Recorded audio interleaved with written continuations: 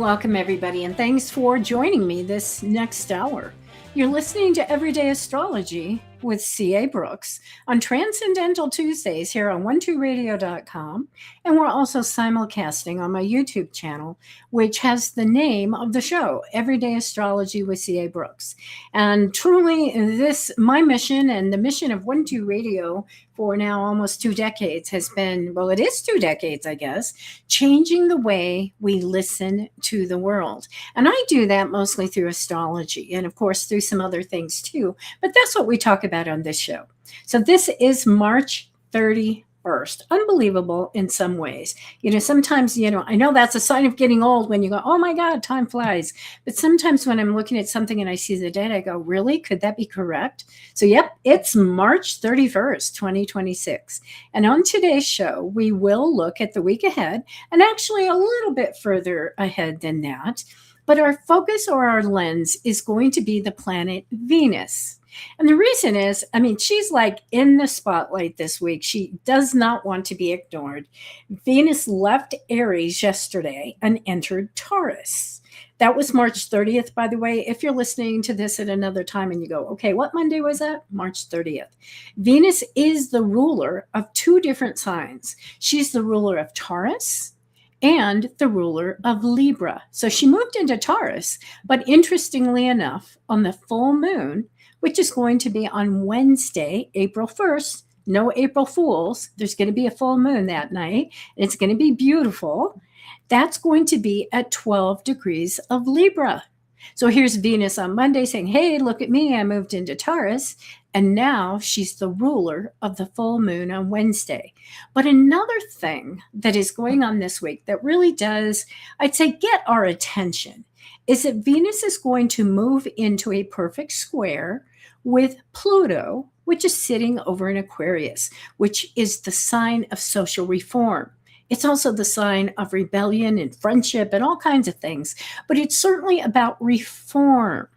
And so whenever we're talking about Pluto too, we're talking about elimination. We're talking about change. We're talking about significant evolution.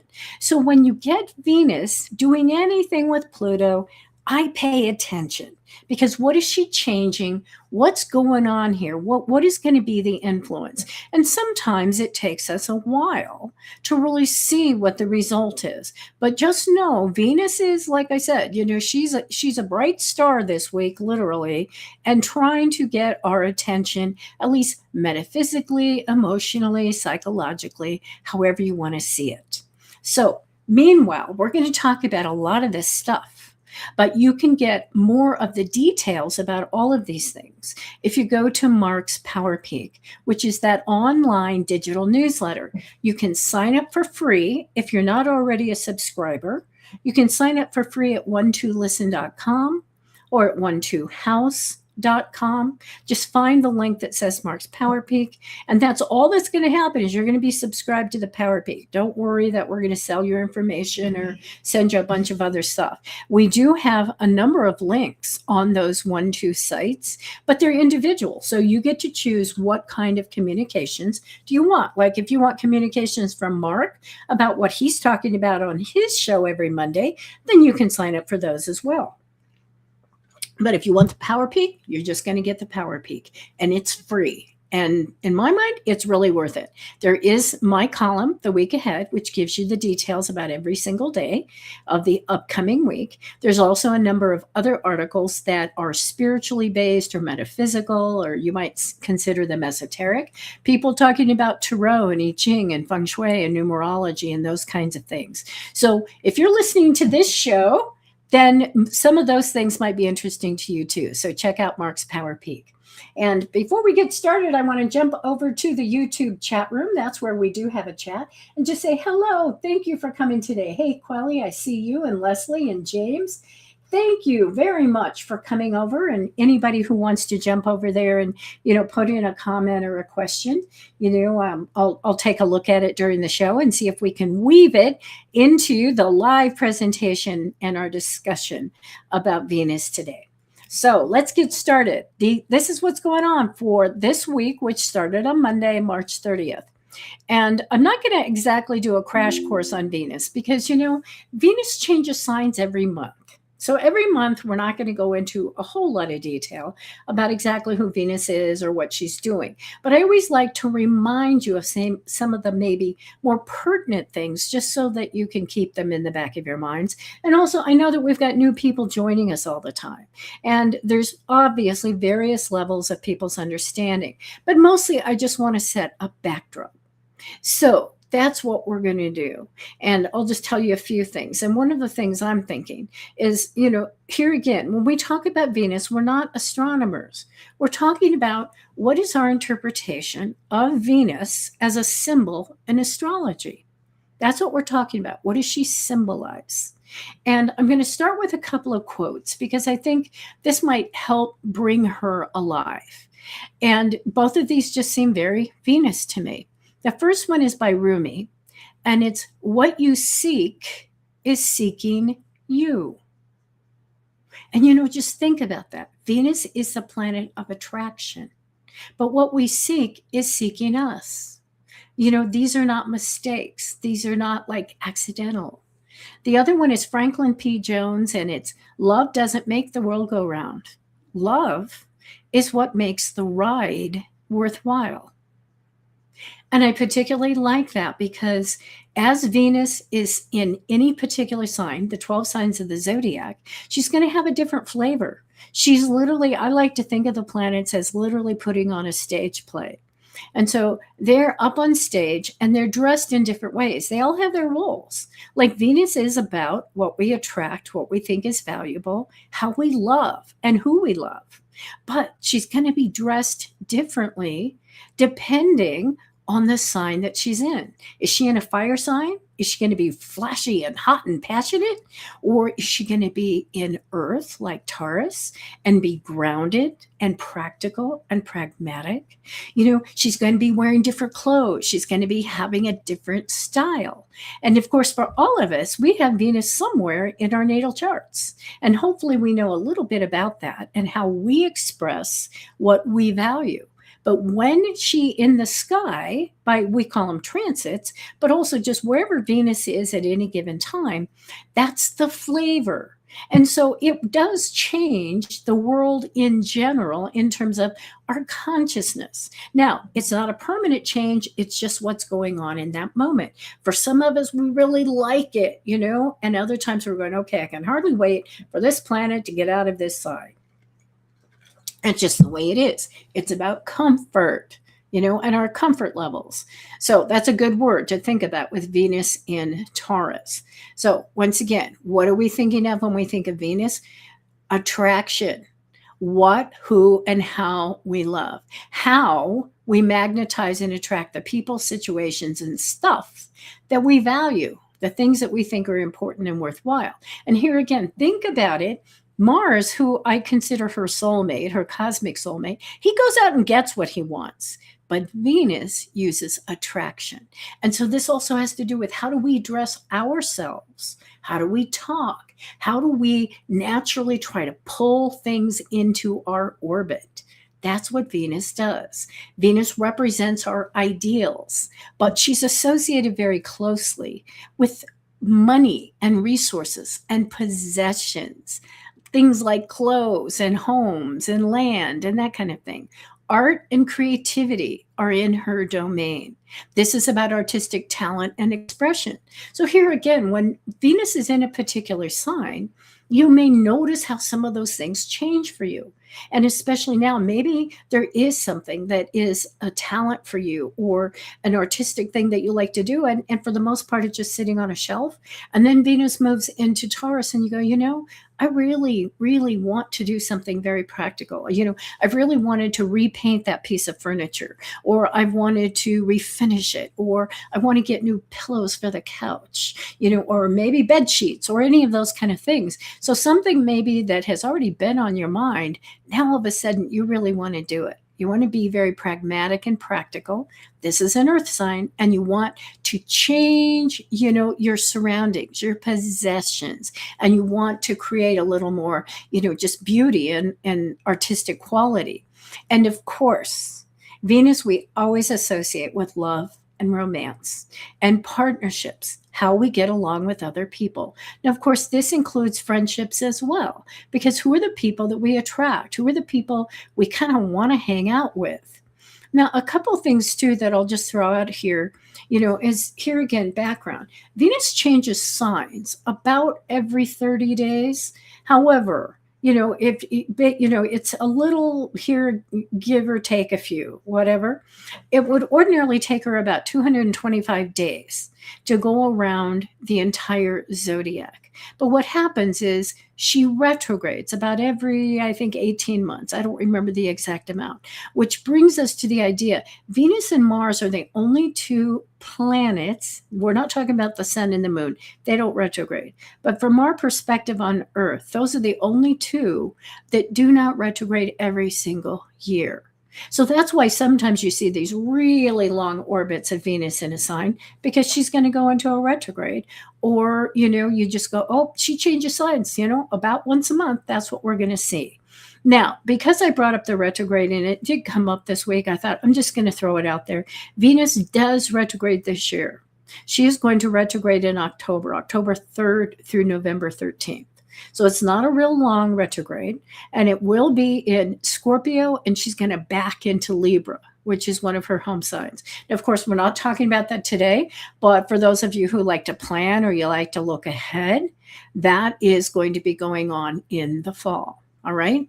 And also, I think along these lines also, just to kind of solidify some astrology here, the sun and Mercury and Venus are always hanging out pretty close together. So it's not that unusual to find Venus in the same sign as somebody's sun sign or the same as their Mercury, because in fact, Venus is never more than 48 degrees away from the sun. And since every sign is 30 degrees, that means the most she can be is 2 behind or 2 ahead of the sun. So, if you look at stuff and say, hey, how come that happens so often? It's because that is astronomy. The truth is those, they have Mercury and Venus have orbits fairly close to the sun, inside the Earth's orbit, so to speak. And so from our perspective, that kind of, illusion that we see, they look pretty close to the sun. So let's get on to Venus in Taurus. And I'm thinking, if we were listening to her, and what is she thinking right now? I'm kind of putting in her own words. I think the first thing she's saying is, okay, all this hot, fast fire of Aries, which of course we're going to continue to have a lot of that in the cosmos. But see, she's been there too. And she's going, okay, let's just slow things down a little bit. Let's just back off of some of this. And she loves a good life. She goes, I just need some time to breathe and to think and to just sit here and enjoy myself. She adores sensual delights. This is a very physical sign. It's an earth sign related to the material universe. So Venus in Taurus loves good food, good things to drink, great clothes, and luxurious surroundings. I always think of Taurus, no matter what the planet is. I think of it as the meat and potatoes, if you know what I mean by that. It's an old saying, but just that meat and potatoes, the basics, that. And that brings me to the idea of simple. I think of Taurus when I think of things being simple. And that's how they would prefer it to be. And in fact, when I was looking at a number of people who had Venus and Taurus looking for some quotes for today's show, I noticed how often that word came up, simple, and in a variety of circumstances, but it was always coming back to simple. Taurus wants it to be practical and simple.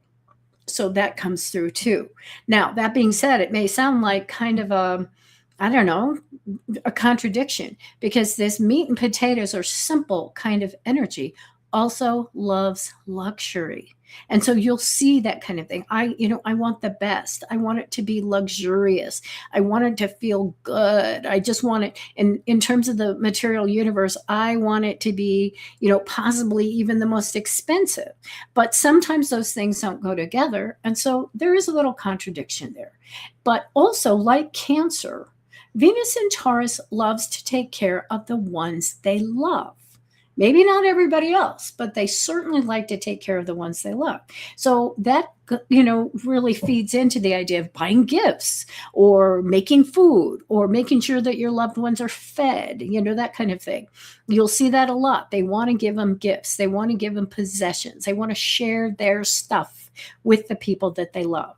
And of course, because this sign, Taurus, is related to Venus as a planet as a ruler, you're going to see that sense of beauty and symmetry and artistry coming through with Taurus. It may be simple, but at its best, it's going to have those nice, clean, beautiful artistic lines. Now, I also want to kind of contrast this with Capricorn, because truthfully, Taurus loves to collect things. In fact, if there's a collector in the zodiac, and of course they all collect to some extent or another. I see Sagittarius is collecting things from all over the world. They want all that, all those different kinds of things, very eclectic.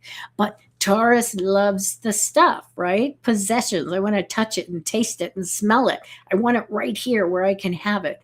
But I want to contrast that with Capricorn. And the reason, Capricorn is another earth sign.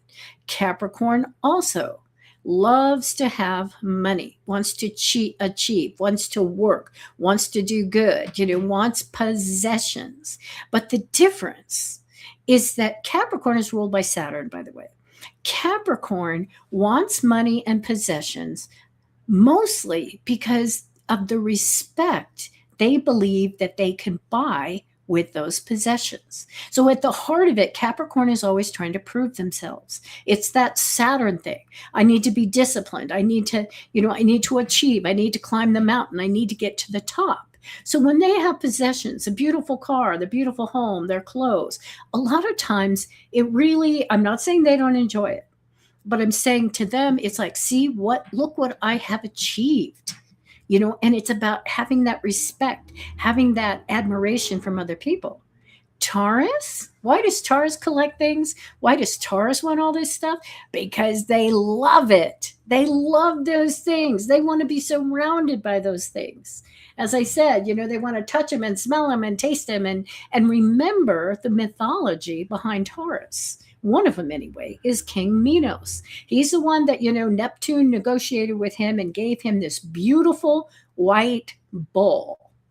And he promised to give it back. I mean, it was for a particular purpose. And once the purpose was met, then Minos was supposed to give the bull back. But what happened?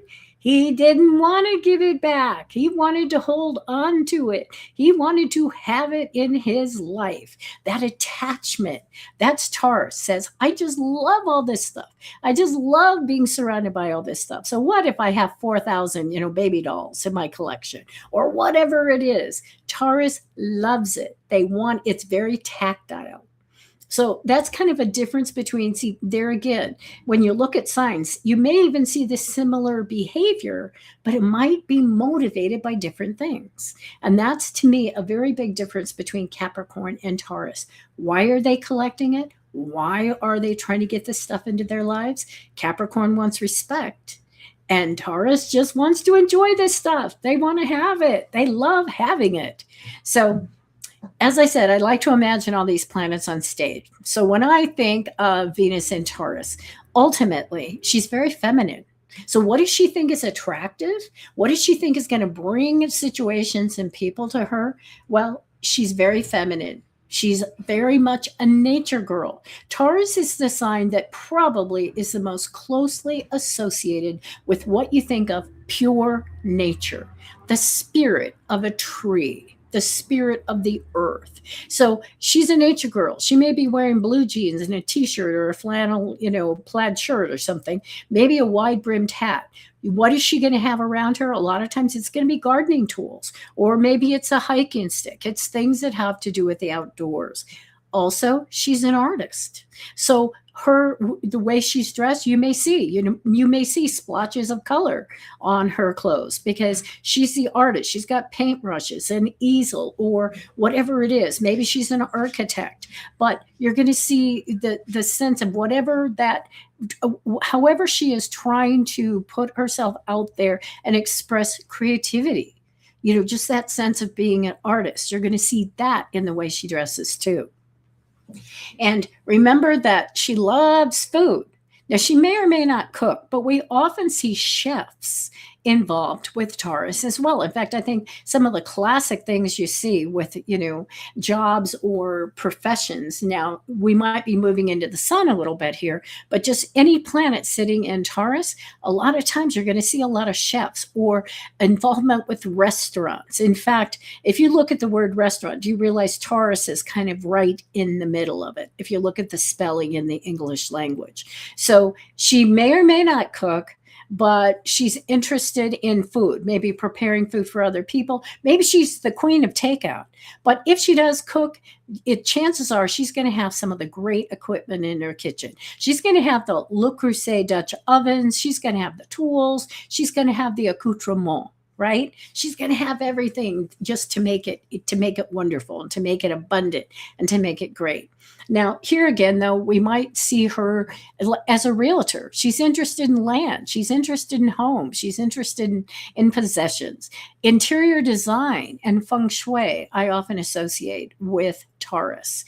Now, there again, she's interested in money. So insurance or financial, being a financial consultant, that may be how she looks. So if she's in a business suit, it's probably going to be very simple and it's going to be expensive. It's going to be classy is what it's going to be. Now, chances are, though, with Taurus, oftentimes you're going to see them in more casual kind of wear, or that's what they're going to be attracted to. But let's continue going on. And now let's go into the relationships. So, how does Venus approach relationships? Well, in a couple of different ways. This is a sign that certainly has a strong and healthy sex drive. But once again, they're practical versus fanciful.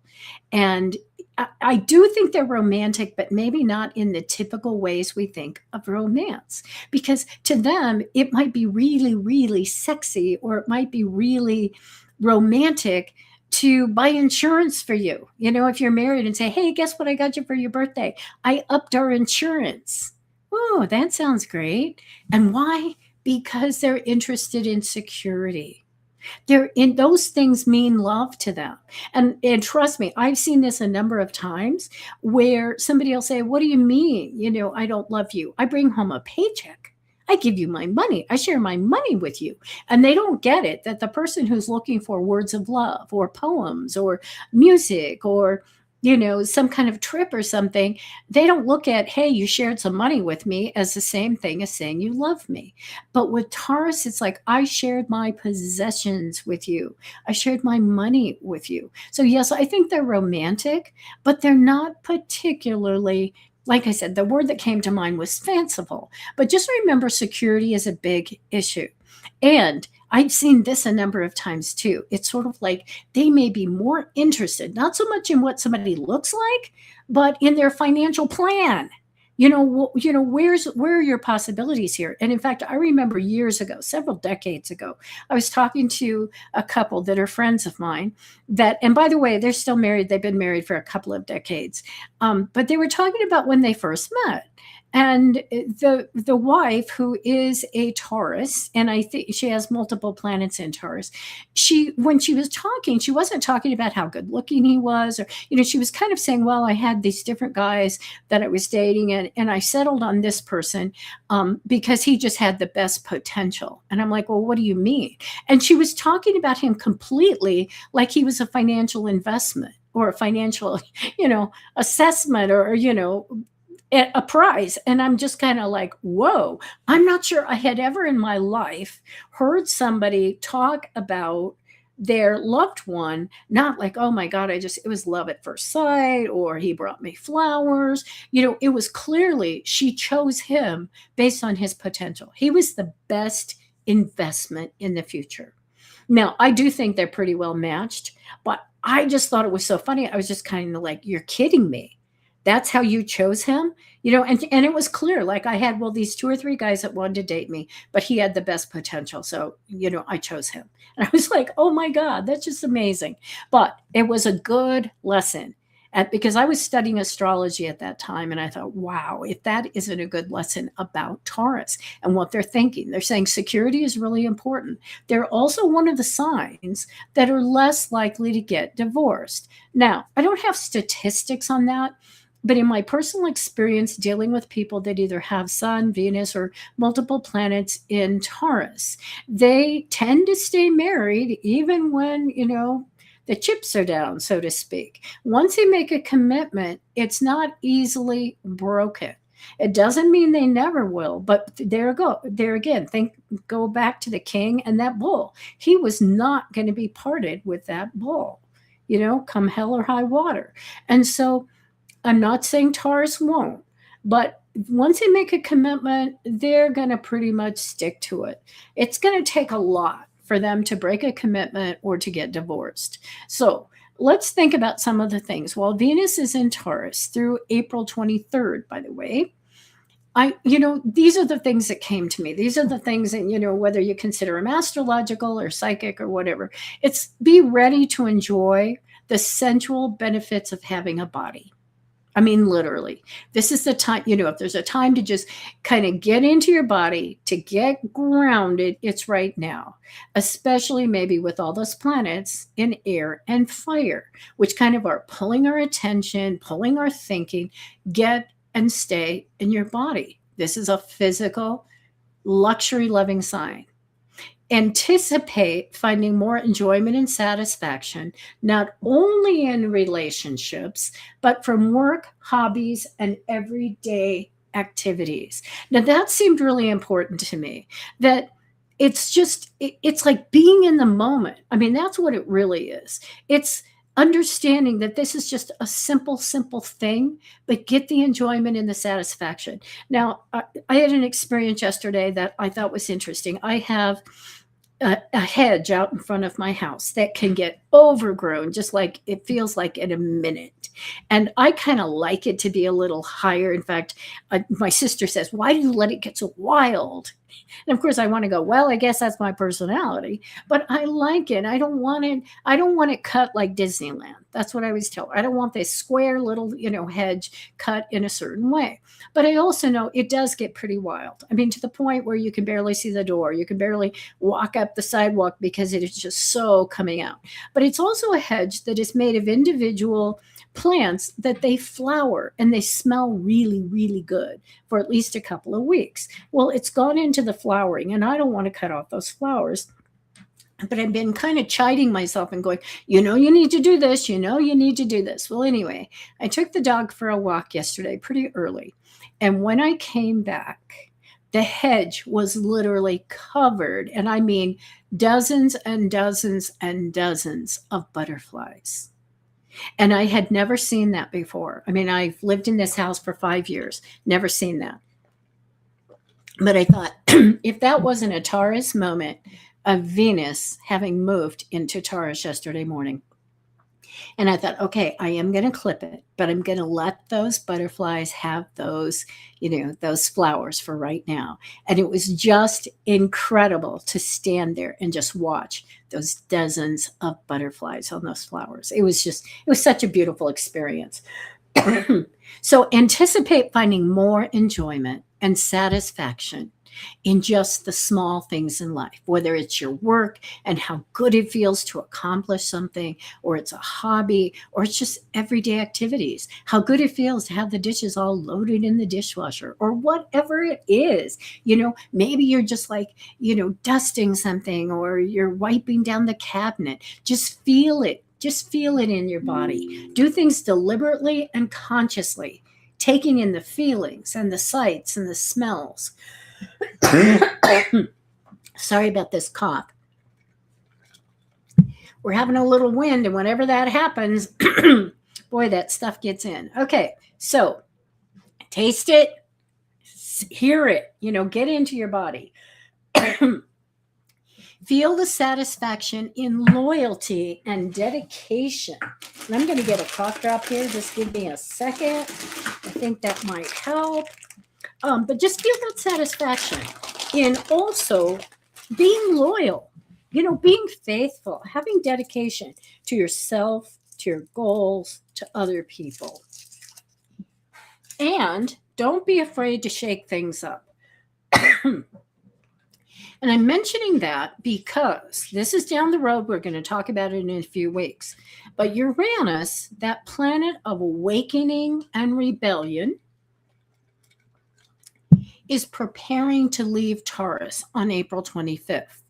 It's been there since 2018. Now, why this I think is important is because Venus has, I think, been kind of playing with Uranus for a couple of months in different kinds of ways, oppositions, aspects, etc. So, but what's going to happen is on April 23rd, 2 days before Uranus goes into Gemini, Venus is going to go into Gemini.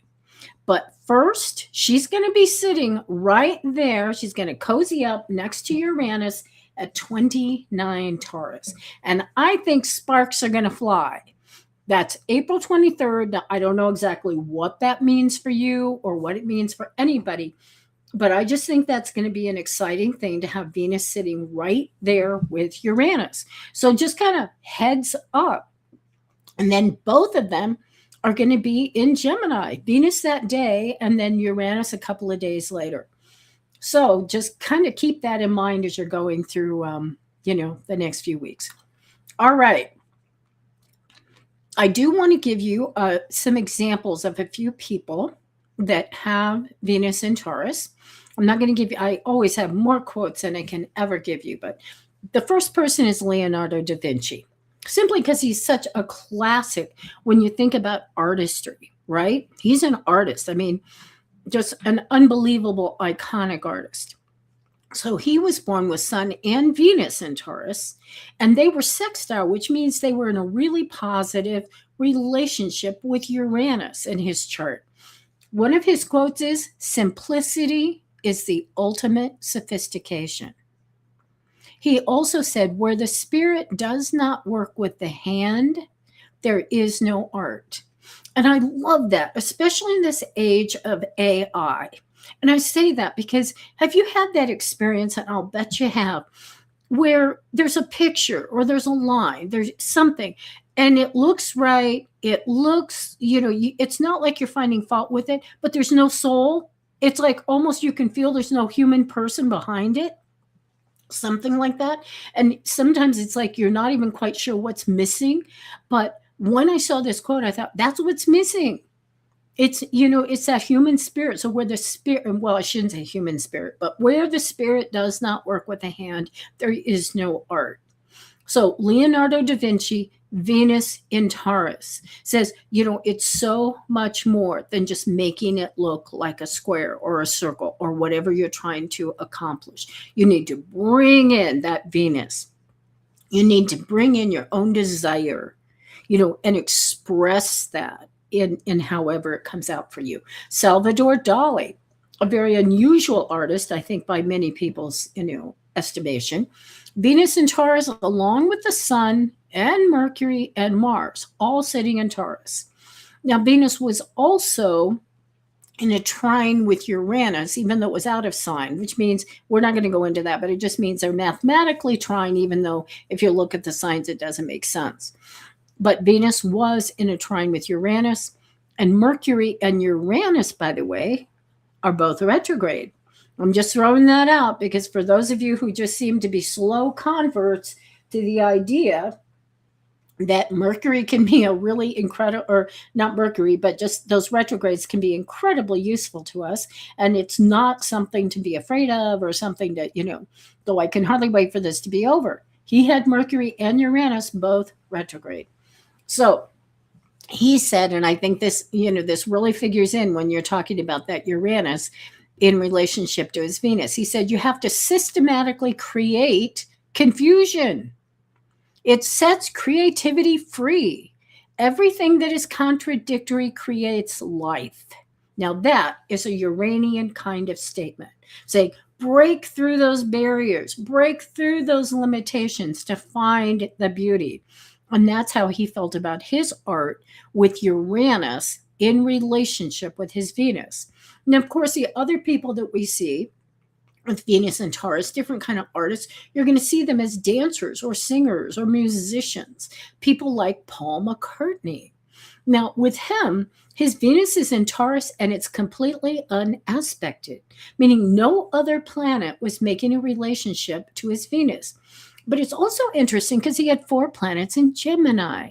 The Gemini is that sign of communication, right? His Sun and Mercury were in Gemini, along with 2 other planets.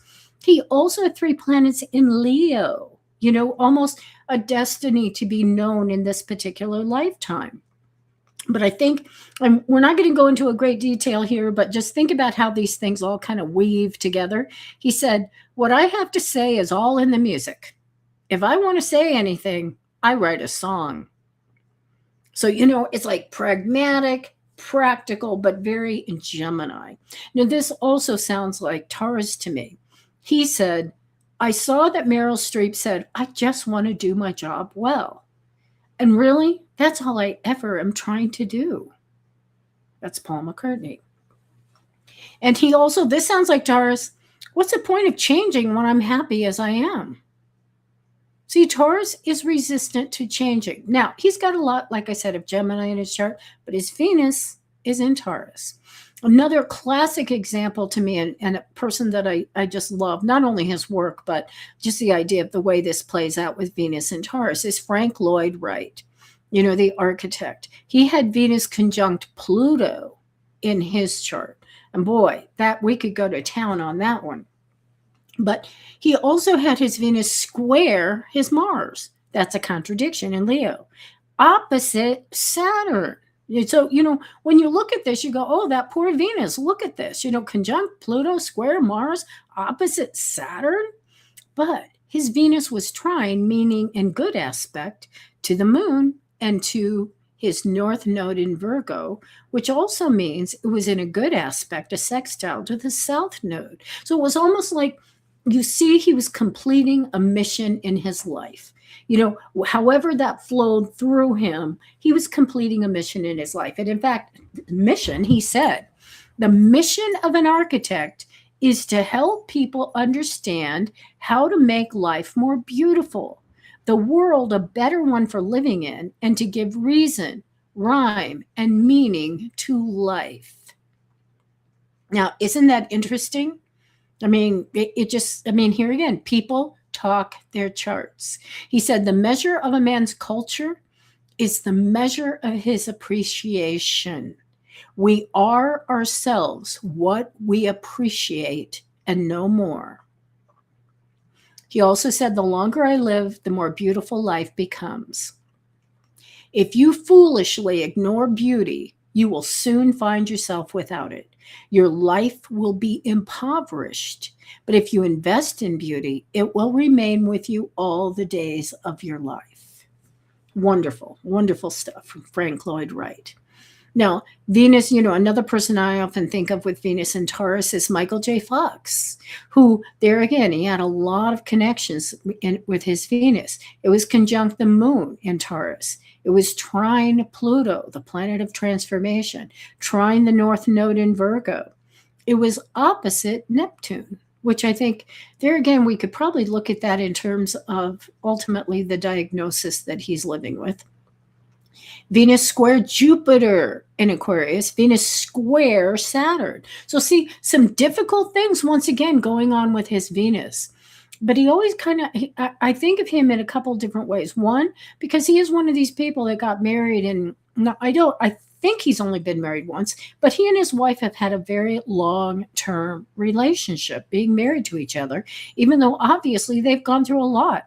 Not only his fame and everything that he did, but then having a somewhat devastating diagnosis in his life. And yet, the other thing I remember him for is the way, his positive attitude towards everything. And he said, it may seem hard to believe, but it's I can't get it. Catastrophe that offers the most promise for an even richer life. This is the gateway to the good stuff.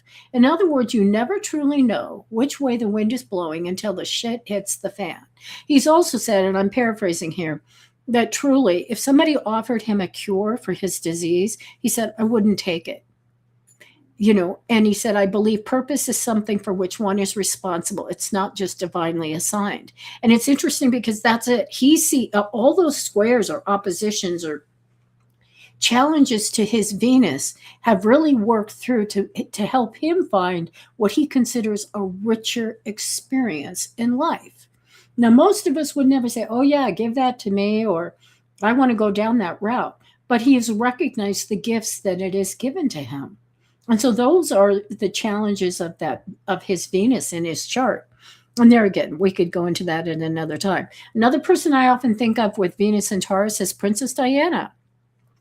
Venus in Taurus, but also I think it's interesting, trine Saturn and Capricorn. And that alone kind of just makes me think almost like that destiny somehow to have the marriage that she had, to somehow be elevated from, the ordinary to the extraordinary. But her Venus was also square Uranus in Leo and square the nodes of the moon. So there again, you see some of those hardships. You see some of those things going on. The only quote I pulled from her because I thought this would be a good one. I don't want expensive gifts. I don't want to be bought. I have everything I want. I just want someone to be there for me, to make me feel safe and secure. Now, of course, there's all kinds of other things that we could say or quotes that we could pull from her. But just that idea, I just want somebody to be there for me, to make me feel safe and secure. At its heart, that very much feels like Venus in Taurus. And here, I'm just going to throw out one or two more. Al Gore, the politician, ran for president, was the vice president. Venus in Taurus along with the North Node. Now, the reason I pulled him is because one thing, the word I haven't used with Taurus yet is legacy. Taurus is very interesting. You know all those possessions they're collecting? They want to hand them down to their children. They're very interested in the generations that are coming behind them, the legacy. But Al Gore said the global environment crisis is, as we say in Tennessee, real as rain. And I cannot stand the thought of leaving my children with a degraded earth and a diminished future. Venus and Taurus, thinking about future generations. The other, George Lucas. This will be the last one. George Lucas, Venus in Taurus conjunct Mercury, Sun also in Taurus, but also he had it square his moon in Aquarius. And I think that's interesting because you see with George Lucas kind of those tradition, and all the Star Wars stuff, the very traditional stories that have been told since the beginning of time, but in a very fanciful, progressive, Star Wars kind of way. He said, be mindful of the future, but not at the expense of the moment. So see, that's where I see that square of Venus and Taurus to Aquarius. It's like, be mindful of the future. That's where we're going, but not at the expense of the moment. He also said, I live a reasonably simple life off the beaten track. So that finishes our discussion really of Venus and Taurus, or somewhat opens it up, I guess. Let's put it that way. Now, I do want to touch base with the new moon, or not the new moon, the full moon in Libra, which is happening on April 1st. That's tomorrow, Wednesday, if you're listening live. It's going to be tomorrow evening, Pacific time. And I guess evening for most people, unless you're on the other side of the globe. Now, as far as connections go, this moon has a lot of them, and they're important connections. And when I say important, it's not, they're those planets that stay in a sign for a long time, like Neptune and Saturn. This moon literally, it opposes Neptune and Saturn in Aries, and it also makes a positive trine to Pluto. So see, you're talking about big time energy here in terms of the kinds of connections that it makes. And there again, when we have a full moon, what are we doing? We are seeing something in full light, at least full light of the moon. And so oftentimes it becomes a time of having insights, of going, oh, I see where I've come. I see what's going on here. And now I kind of know I have a plan for the future. I know where I'm going to go next, or I know what I need to do to finish this out. Because it also, we kind of go into this place of, if it was a project, this is the point we're going to start selling it, or we're going to start distributing it. And there again, just like the moon is distributing or letting go of a little bit of light every night, it's not reflecting as much sunlight. We're doing the same thing. So that's why often in the second half of the lunar cycle, after the full moon, you'll see people getting really serious about clutter clearing or letting things go or figuring out what is the purpose of something and how they're going to deal with that. So this full moon chart also shows upcoming squares of the sun and moon to Jupiter in Cancer. And see, those Jupiter, like the moon makes that square the day of the full moon, but it's going to be on Sunday when we're going to see the sun square Jupiter. And there again, when I see that kind of thing, I just recognize we're really thinking back of, is this really bringing me more meaning in my life? Is it bringing me more abundance, or is it bringing me just more stuff? Is this growth positive, or is this a growth in a direction that I don't really want to go? So truthfully, that sun square Jupiter can be a difficult kind of energy. I just want you to know that, because that's what we're asking ourselves. Yeah, I got 10,000 pairs of shoes. Is it adding to the quality of my life, or is it just making my life not simple, my life too cluttered, whatever? And so it's where we're really evaluating whether or not growth or increase is positive. And that's kind of a difficult thing to do. And also just with Jupiter in Cancer, which is the sign of, family and domesticity, etc. Often it's also, it's that Aries square with Cancer, which says, I want to do this. I'm into some kind of liberation, or I want to try this. I want to do something new. I want to go charging off. But you know what? Am I going to risk my relationships if I do that? Because of the Jupiter in Cancer. So that's what's happening sometimes too, is somebody wants to do something, but the family or the tribe is kind of tamping down on it. And just that's one of the things we're dealing with right now. And in some ways, I guess we always deal with it, but we're certainly dealing with that idea of how can we, as families, as community groups, give individuals as much freedom as they want, but while keeping that belonging, keeping that, connection. So some of the images, by the way, that'll come up with this full moon or that are associated with it is the emperor, the emperor who wants to be in charge, right? Who wants to order the universe, the laws of society because of Saturn being connected. Also, personal development and self-expression with Neptune in Aries and the moon in Libra. So we got that action going on. And it's also, I think, our desire and our need to interact with societal and cultural norms while also wanting to reform them. And I'm sorry about the cough. I guess the show's almost over. Maybe it's a good thing. I need more water. But in any case, just that kind of balancing act of, I really like the traditions. This kind of societal norm I really like, or I really appreciate, but I've got to be willing to change. I've got to be willing to see what's going on now and see if that's a reasonable expectation. So that Jupiter in Cancer kind of being retentive and holding on to stuff, but Pluto in Aquarius playing a role of going, no, the future means change. The future means evolution. And so just recognize that all these voices are there. So if you've heard something that, is really appealing to you, or something that you really want to think about, or maybe you don't want to think about it, but you will anyway, the full moon will kind of bring it into your mindset. And, in general, I know this is a big gulp. I mean, there's lots of things going on, especially when we have these new moons or full moons that literally have Pluto, Saturn, Uranus, Neptune involved with them. It's like, to me, those are profound, or more, those are things that are going to stick with us a little bit more. And there again, oftentimes you're not going to know it in the moment, or rather, I should say, sometimes you're not going to know it in the moment. It's going to be later.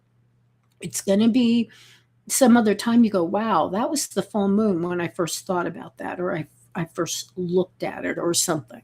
So when we look at kind of these things, there again, just stay open to whatever comes up for you. But I feel like this full moon is going to wake up our need to bring joy, artistry, love, companionship, committed partnership, spirituality, mysticism, and magic into our everyday experience. And once again, I kind of go back to those butterflies. That seemed like a very magical thing to happen.